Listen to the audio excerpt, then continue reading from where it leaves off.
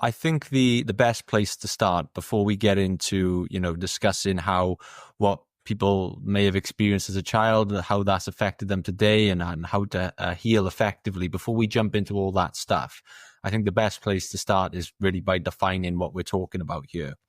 So if we take the word trauma, which is what this entire conversation is going to be about, if we define that word, is trauma something that it doesn't have to be something catastrophically life-changing or debilitating? It could be something small. How do you define the word trauma?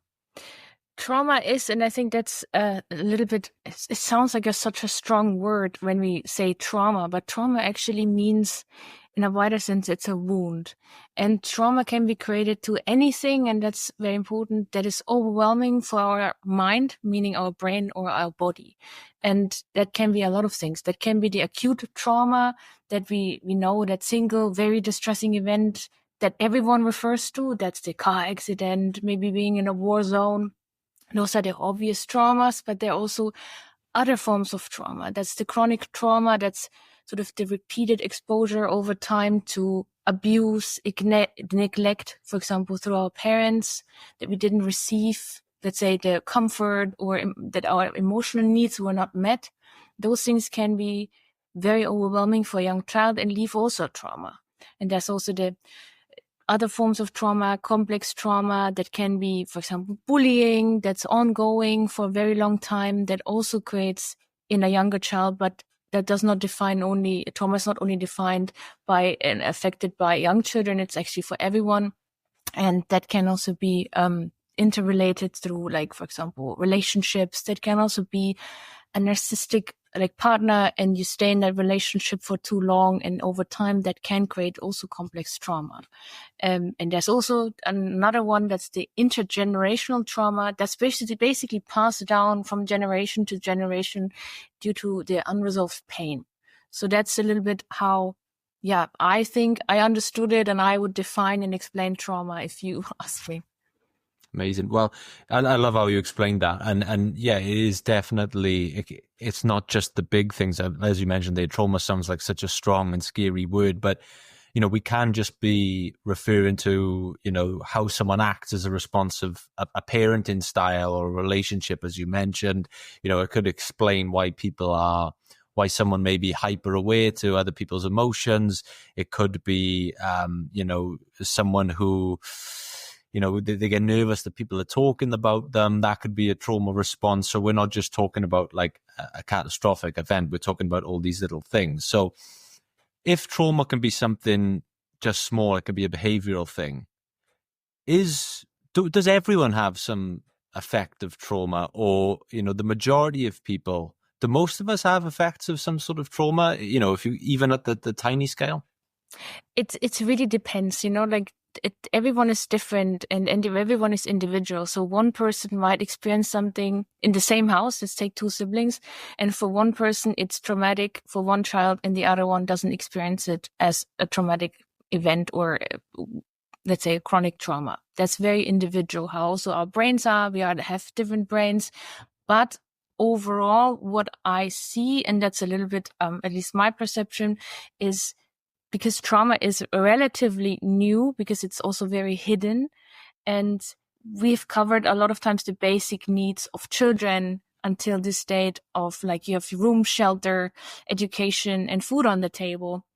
But there's also an emotional component to it that is a need that children have, and is often just brushed off. And that is something that I see a lot of people also in our society just struggling with, because the emotional needs are not met, and that's also traumatic. And that's why I see it as more like, yes, if you ask me, and I see it on my social media, a lot of people will say, well, Caroline, everything is a trauma response. And my answer often is yes, but what if that's true? And this is just something we were not really aware of, and we all have things to deal with. And not everyone needs to deep dive into the trauma healing, but if you're struggling with it, then the good news is there are things that you can do. It's interesting that you say that two people could, grow up in the same house and react differently to, what could be trauma. Are there certain types of people that are just, predisposed to the effects of trauma? Like, how can one person have a different reaction to another? That's very simple, because most of the time people are also not born at the same time unless they're twins. But then again, they also might have different brains. There's also genetics that are involved. There are many different components in ourselves that also, I have to be honest here, not to that extent research. There is a lot of research out there and the focus is on it. But I think when it comes, for example, to the brain, there is still a lot of things that need to be done that I also don't know. And, I know only a fraction, but I've seen the studies. I've seen that literally people respond differently, and giving, like, for example, different brains. Some people, and that's a hot topic out there at the moment, is ADHD. But people like that have already also a different brain. And a lot of times I see people also with like the neurodivergent people saying like, well, I have trauma. It's just maybe they're more prone to it, because of a sensitivity in the brain.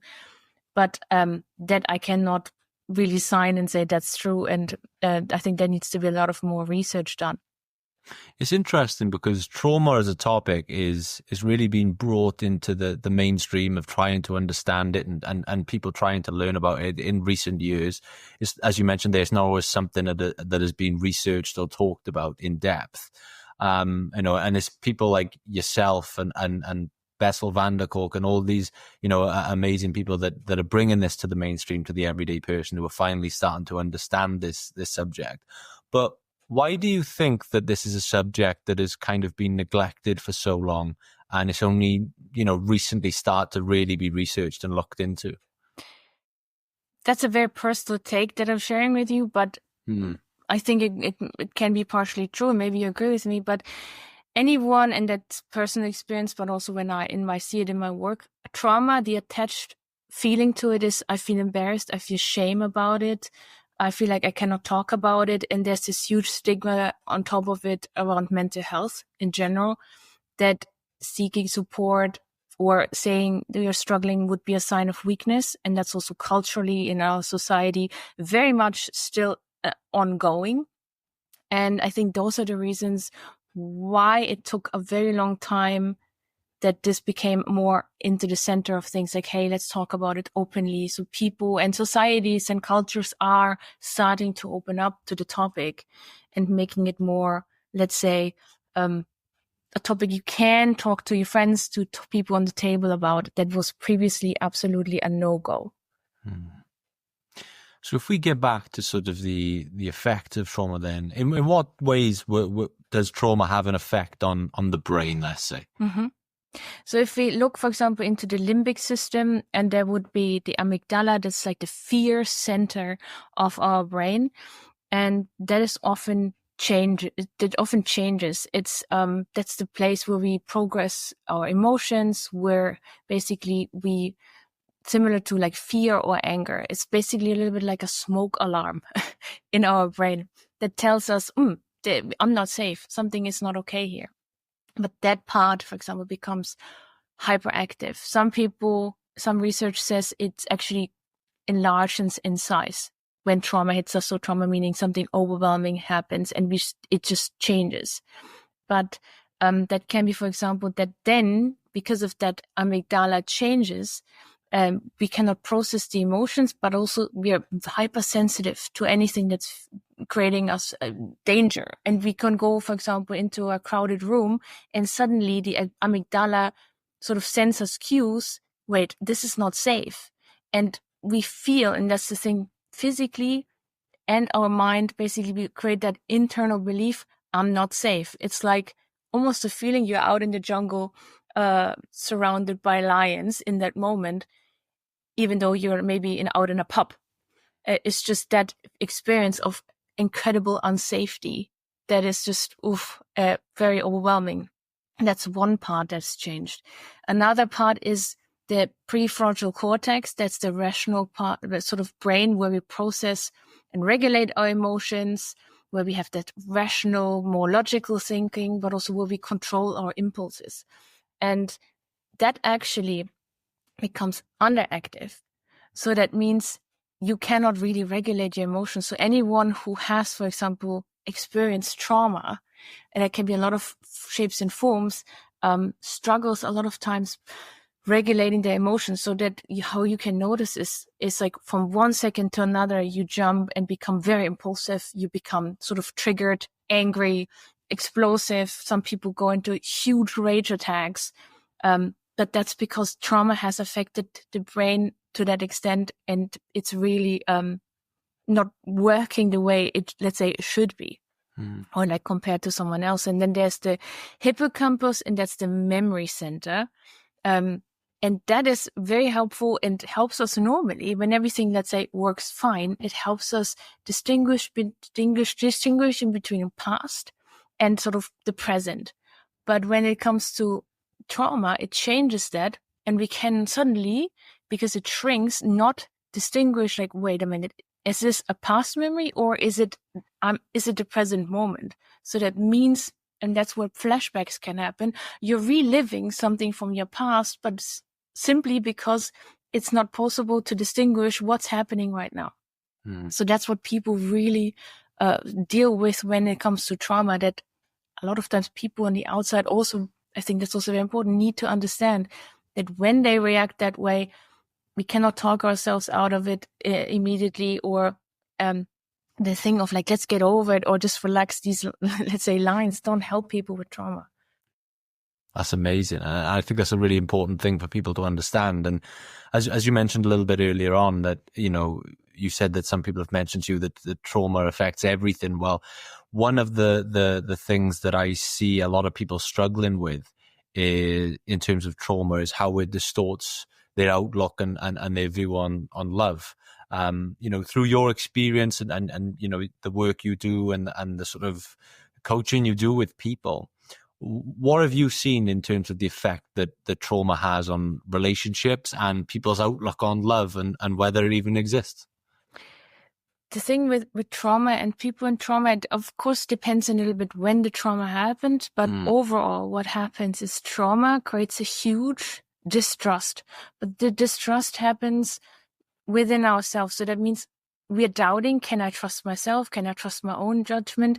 And it travels even further to the outside world. Can I trust that person? So that becomes a huge problem, actually. And a lot of times that's also then linked to the fear of abandonment. If that happened in the past, for example, if that's part of the trauma, that doesn't allow you. And that's where love becomes a thing. Love, at least how I would define it, is a level of emotional intimacy that we feel safe and home with that person, that we can trust, that we can be ourselves. But trauma makes you also feel a lot of times unworthy, not love yourself. So how can I, let's say, if I don't trust myself, if I don't love myself, if I have a huge inner critic within myself, sorry for that noise. So if I have this huge inner critic, that negative thinking that trauma has caused, and again, we talked just about the changes also in the brain, but it's also nervous system that's involved, our body, we feel unsafe. So all of these things, if this happens inside of me, and it becomes almost a little war within ourselves, we cannot form love outside of ourselves if we battle a war inside of ourselves. What advice, I wonder, would you give to, say, a partner who is with someone who clearly has, struggles with trauma, but they don't really know how to help that person because they don't understand that trauma. They don't really understand what the other person feels. What advice would you give to someone like that who can see their partner struggling? It could be with trust issues, attachment issues, intimacy issues. What would you suggest to that partner who wants to help but doesn't really understand or even know where to begin to help? Frankly and very honestly, like, I think there is no like blueprint for it. But if I could say one thing, is you cannot fix and not help someone who's struggling with trauma. But what you can do is you can be consistent, and you can show up, and you can lend an open ear and become a safe place for that person. Meaning, don't judge, just let the person be, provide space if needed, or be present. And words, and that's the things, like I said before, saying like, just relax, or it's in the past, these things do not help. It's more about just, okay, I'm showing up for you. Tell me how you feel without any judgment or trying to solve it or fix it.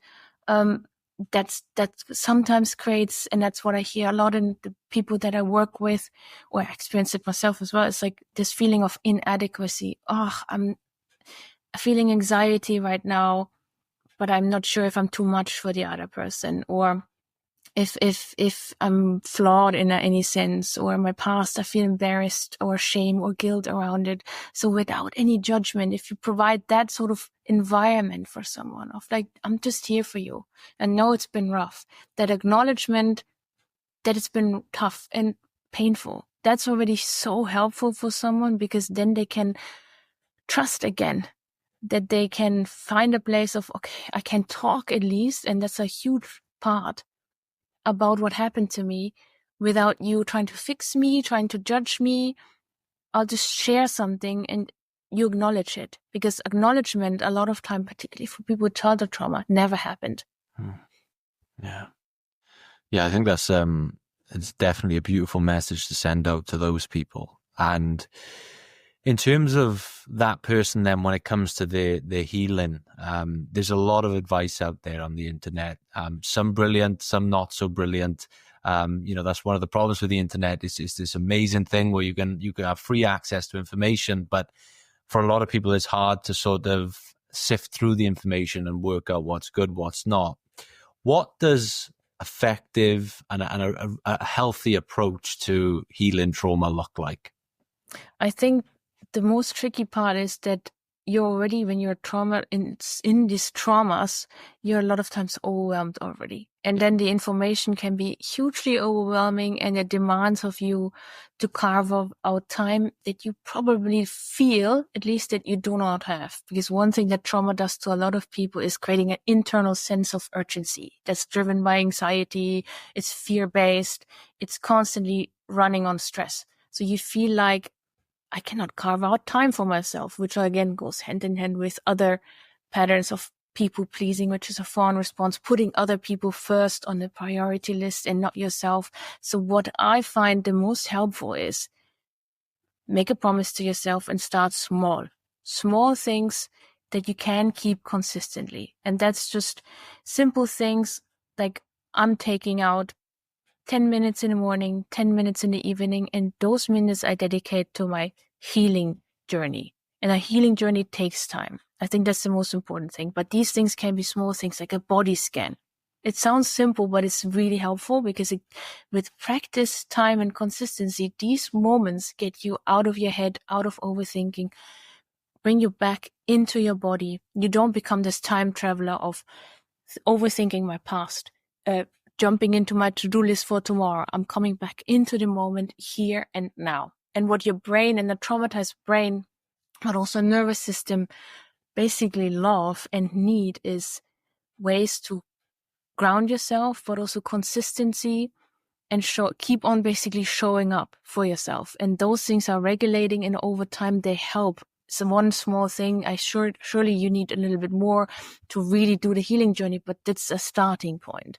So I always say, start somewhere. And before you even take those small steps, how important is it to understand the trauma? Is it a case of just knowing it's there, or is it helpful to, fully lock into it, fully work through it, and work out where it's come from? Because I think for some people, they might know, I have attachment issues. It's probably to do with my mother or my father or a family member. Is that enough, or can it be helpful to dive deeper into that and work out exactly what the cause was? Why did they affect my, attachment issues, let's say? It really depends. I mean, you don't have to deep dive into exactly when and how, because not everyone can actually, because a lot of people don't have the memories anymore, but they feel it physically that something happened to them. That's why we say also the trauma stores in the body, and the body remembers, and your mind might not, because you've disassociated. So the memory is blocked, gone, blanked out. So you don't have to deep dive. But one thing that I find incredibly helpful is the self-awareness. So understanding trauma, at least, simple. It's not about deep diving into specifics of how the brain works and so on, but getting a broad understanding and information about trauma, but also how does it affect us in daily life? How does it affect me in my relationship?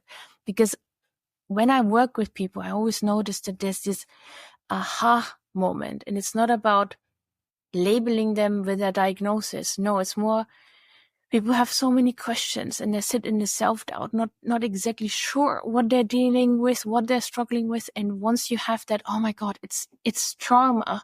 It's this. It just helps you because it gives you also, and that's the reality of it. It gives you hope because there is a way out of it. And for a lot of people, I think, especially in today's age, whenever, and I'm not just talking about trauma, I'm talking about anything, a lot of people will look to sort of quick fixes or to treat the symptom. They'll look to, a medication or not even a medication, but some sort of pill over the counter you can get, or some sort of, sort of herbal influence. But what does trauma look like without medication versus medication? And how do you know if you're the type of person that, needs that intervention? How do you sort of determine what kind of healing or what kind of intervention you need? So I worked in Switzerland in, for example, a clinic. So I worked with psychiatrists and doctors, and we worked with a lot of people with trauma. And one thing that I can take from not just that experience, I also worked in other countries in similar settings, but from everything that I see in my work as a psychologist, I can really say medication creates a short-term safety net, but it does not take away the work. So and it always needs, and that's a bit like the rough, tough work, but I compare it a lot of times to the gym. You can buy yourself the abs, and you can have the surgery, but to get the full body experience and to be really fit, you need to go to the gym. And it's a little bit the same with trauma healing. And I know this is not the best news. I also wish there was a pill to take and it resolves it all. But you need to, if it's too severe and you cannot dive into your traumas, I think there is also a total understanding that sometimes medication creates a safety net. But in order to have eventually that safety net naturally, you need to do the work. And that means therapy. That means there can be also the trauma healing courses. It can be a lot of things, but doing the work is really essential. And that also means not just reading about trauma and talking about it. These are very important parts to create the self-awareness, but it doesn't stop there. And I think that's where the frustration for a lot of people also lies. They've talked about it. They've read about it. They have now the information, and a lot of people have the awareness, but there's still an element of, but now I need to really do the work. And then you would also see the fruits from your, efforts.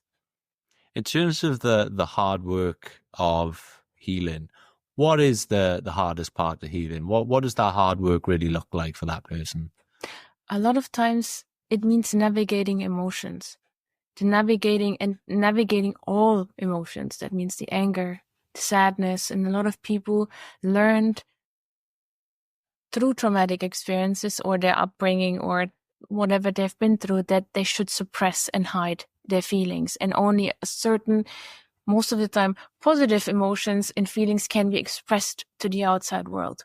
But when we live in suppression, that a lot of times equals depression, but also phases of anxiety. So it's a lot of, or overthinking. So it becomes internally, like I said earlier, a war.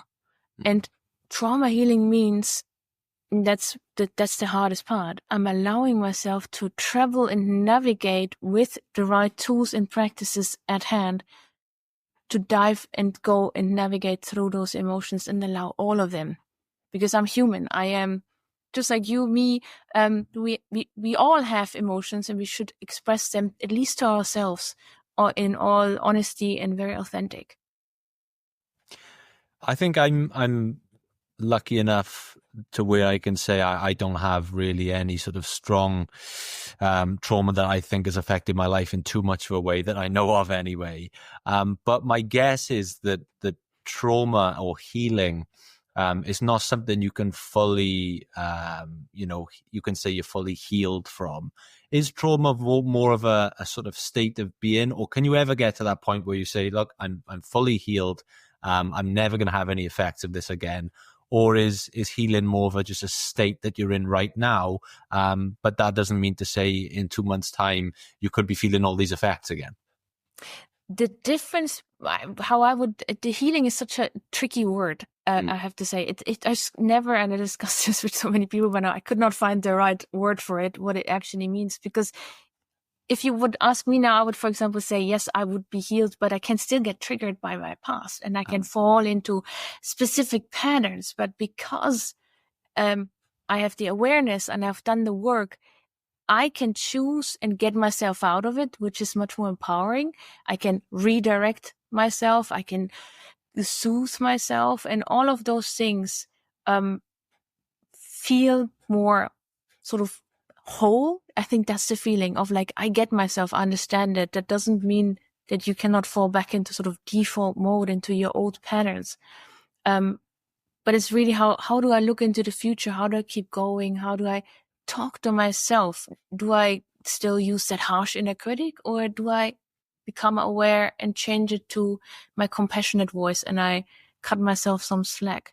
So there's a lot of things internally that actually do change.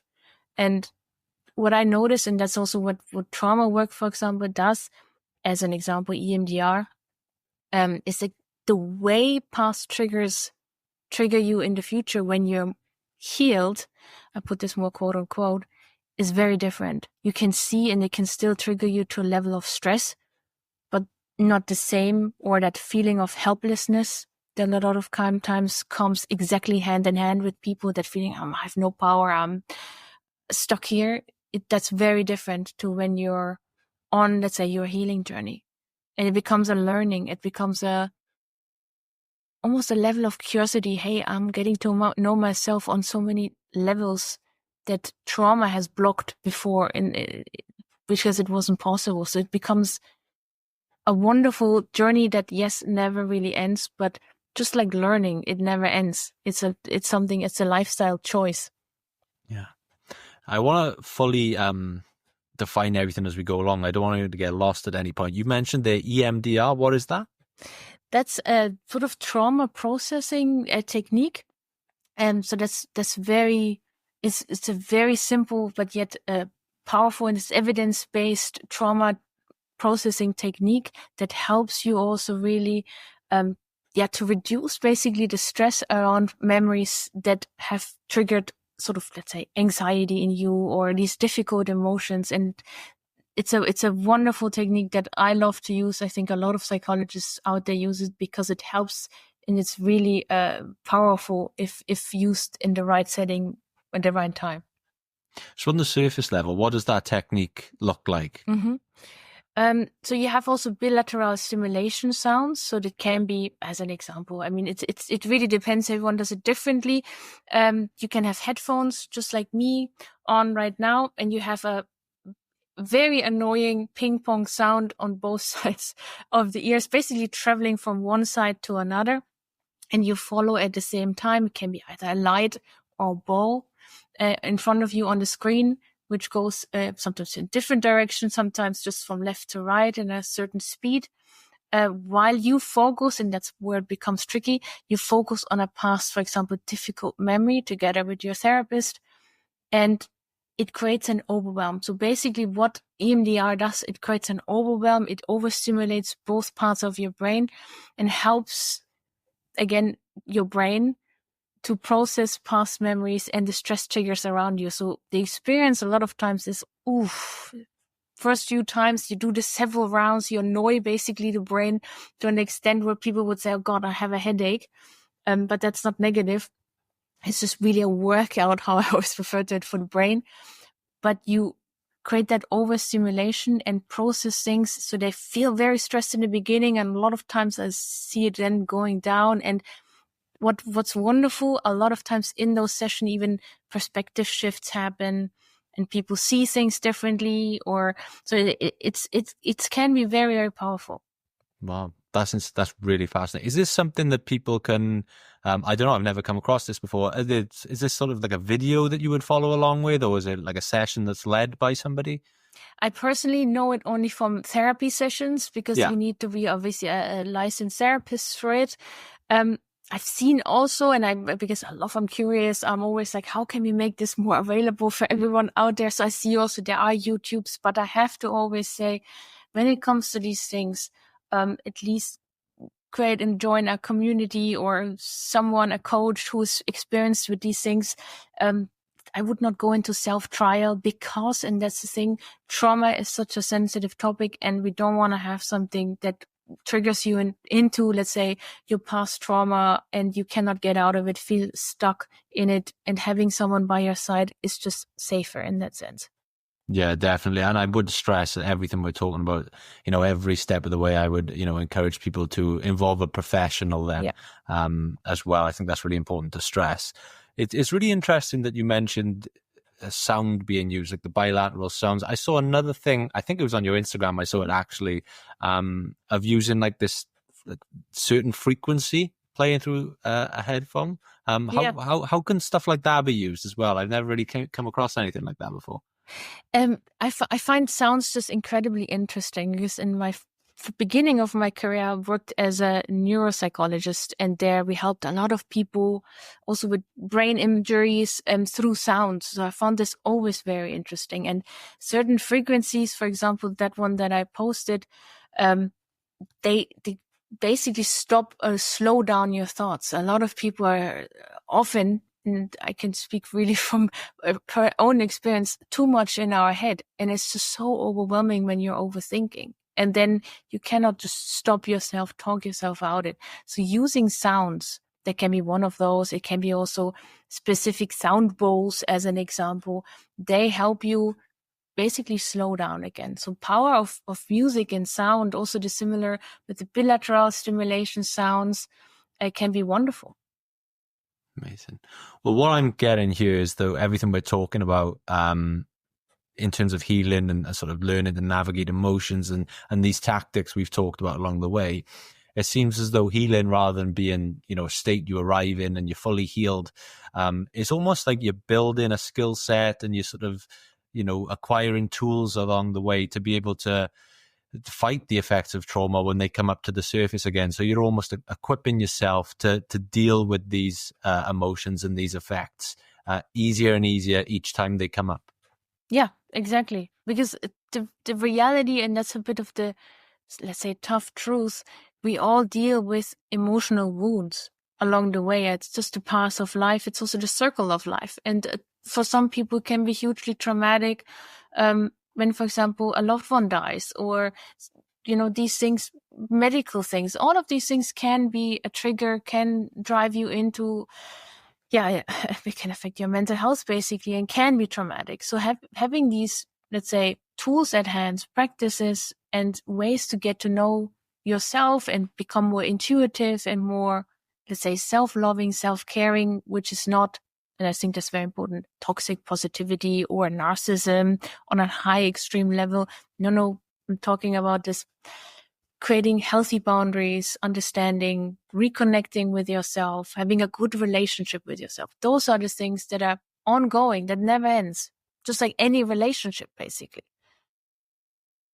We've referenced childhood and parenting a lot so far. I'd love to ask you about, say, not so much, something terrible that happened to you as a child, that your parents were involved in, but parenting styles. So things that may have an impact on the person you grow up to be that weren't maybe intended by that parent at the time. Maybe they're, just a strict parent because they think it's the best to get the best out of you.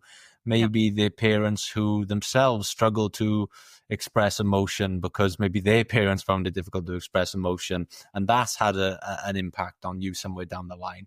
How can parenting styles and parenting approaches impact the person you grow up to be?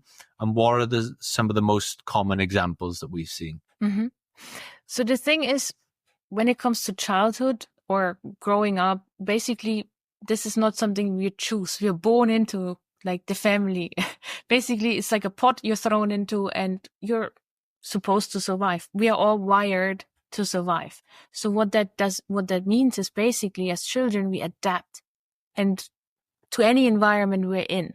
That means I want to belong, no matter what that means.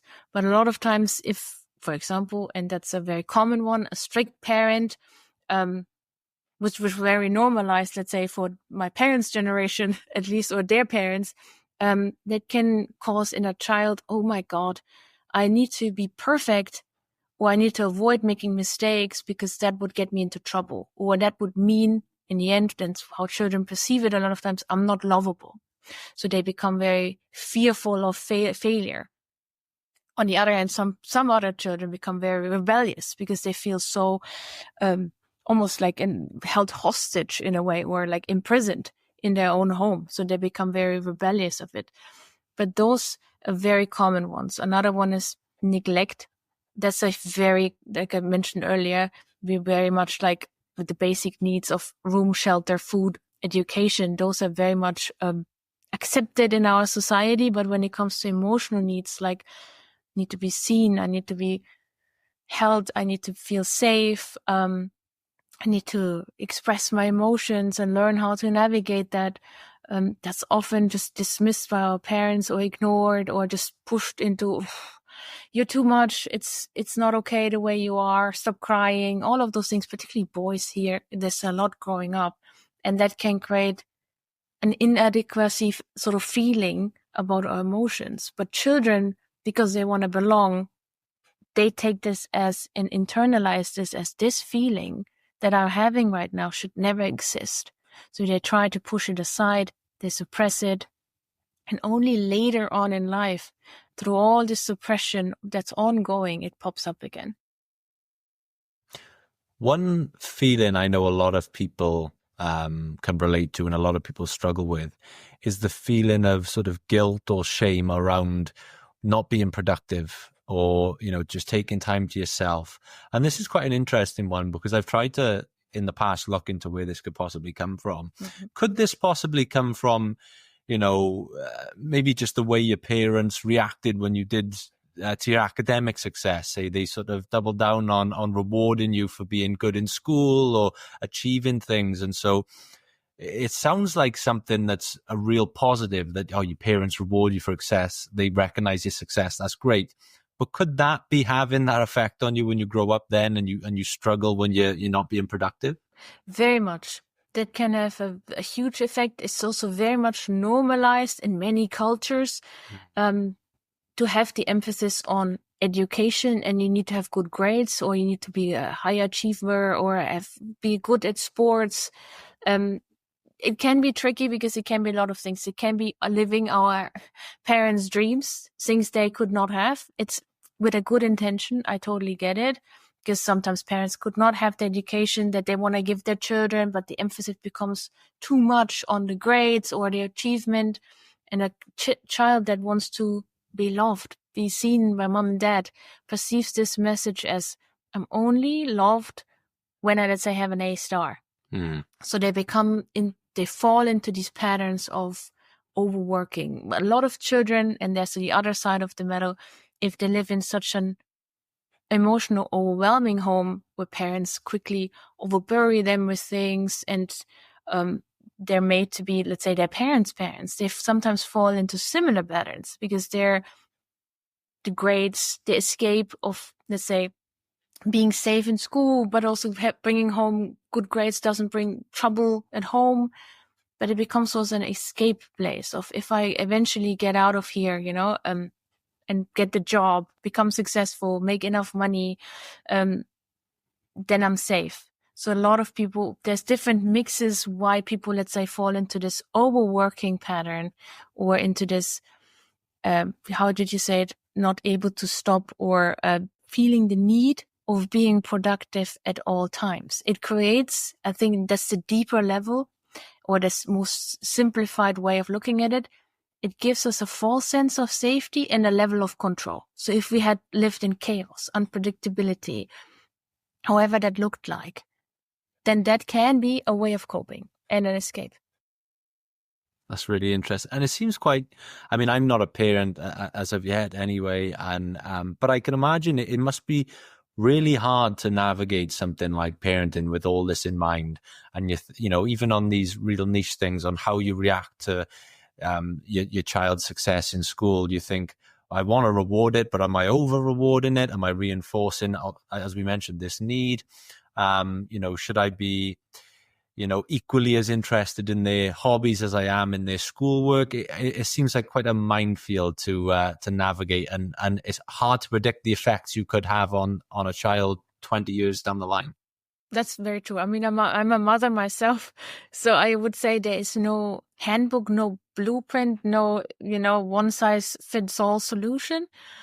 But it's an individual. First of all, we all make mistakes. We cannot protect our children from all traumas. That's just part of life. But we can equip them. I think that's the difference. We can equip them with tools that also schools should take over. How do we regulate our emotions? Because we are not born with that skill.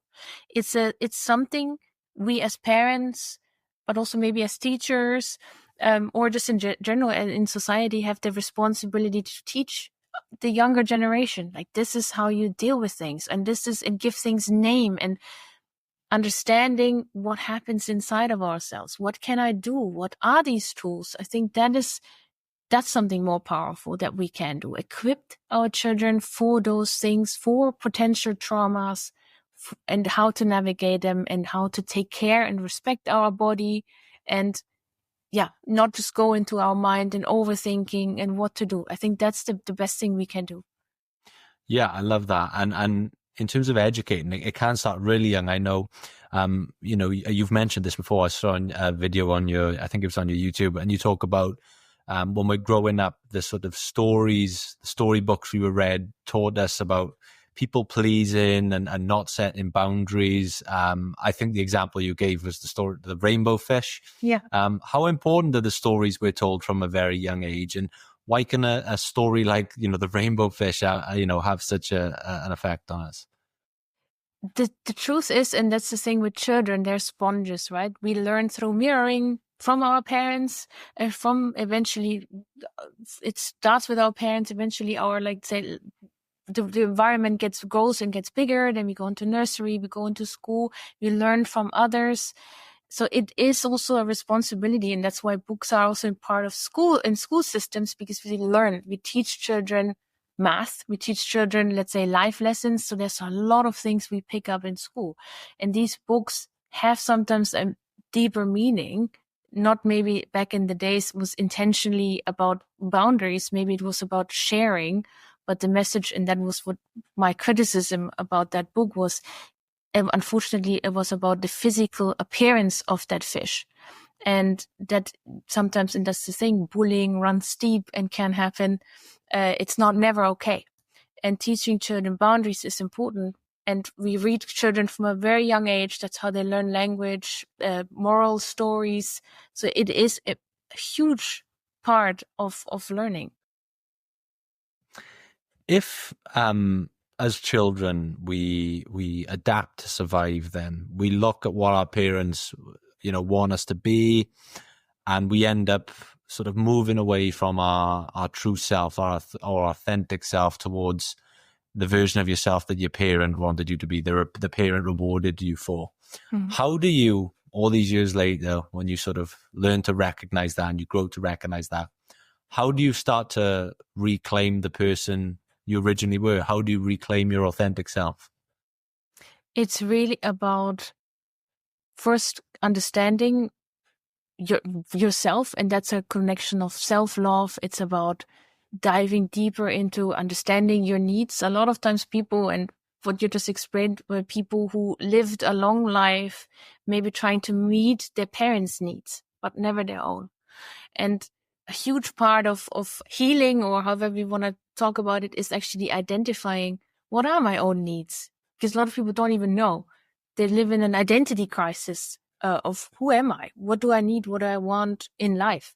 So it starts always with reconnecting, at least how I see it, with yourself through a lot of elements. That's, again, self-awareness, understanding the processes inside of you, but also seeing behaviors that you're having, understanding that, wait a minute, this is not entirely me. This is a way of coping through something maybe past traumatic. That's can be also unhealthy things. It can be alcohol. It can be drugs. It can be gaming, gambling. Can be smaller things like I constantly scroll social media, or I procrastinate a lot. Understanding these things that you might have is already something, and then diving deeper into an emotional connection of getting to know yourself through self-love practices, and so on and so forth, to sometimes even allowing the inner child to come up again, work with that. It's a journey, but a wonderful one, because in the end you will connect and reconnect with yourself. I always say, like, it's like dating yourself. The most important relationship that you will ever have, and it took me literally decades to understand that, is the one with yourself. Because only when you have an authentic, real, and it doesn't need to be perfect, that's not at all, but a real connection with yourself, a real relationship, then I can also have real, authentic connections outside of myself. That's also built on love, but it needs to start within myself. That's very beautifully put, Caroline. That's an amazing answer, and a really important point to reflect on. One thing I really wanted to ask you about is, I know a lot of people listening and watching this right now, even if they, themselves don't feel that they have any effects of trauma, or they suffered any trauma, they'll come along and listen to this podcast for the ride. I know a lot of our audience will do that.